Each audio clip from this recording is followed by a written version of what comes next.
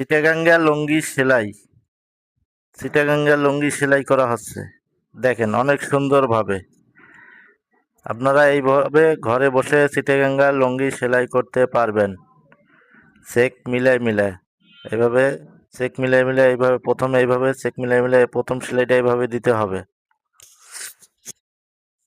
প্রথম সেলাই দেওয়া হয়ে গেলে এরপরে ভাঙ্গা দিয়ে একটা সেলাই দিয়ে নেবেন সুন্দর করে।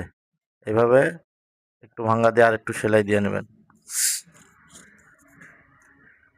তো আপনাদের যদি এই ভিডিওটা ভালো লেগে থাকে, এরপরে আরও নতুন ভিডিও দেব।